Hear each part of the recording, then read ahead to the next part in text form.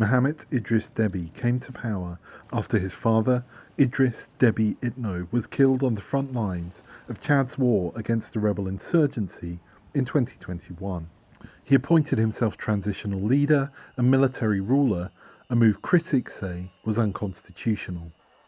If Deby wins Chad's elections on May 6th, as analysts expect him to, he will legitimise his rule and become civilian president. Meanwhile, prominent members of the opposition party have been banned from appearing on the ballot and say speaking out against the government is risky. We are taking a lot of risks, and we don't know what will happen. We have already covered practically the entire South, and we will go back to the hinterland to try and explain to everyone that the results that will come out of this election are not for the Chadian population. It is not to solve anything about the past. In February, one major opposition leader, Yahya Dillo, was killed by Chadian security forces who said he was resisting arrest. His party said Dillo was assassinated. Analysts say Deby's influence is growing in Chad and beyond.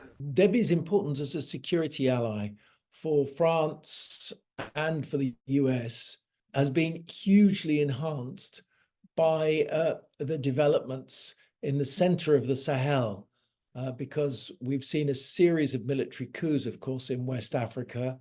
Mali, Burkina Faso and Niger, all of which were closely partnered with the West in the fight against militant groups linked to Al-Qaeda and Islamic State in the Sahel, have seen military coups in recent years, in part on a wave of anti-Western sentiment. Following the coups, Western troops were ejected.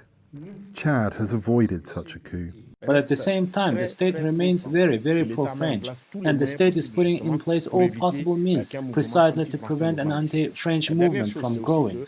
While French troops remain in Chad, media reported on April 25th that US troops would leave, at least temporarily, or until the election is over. The US began pulling its 100 military personnel from the country in early May.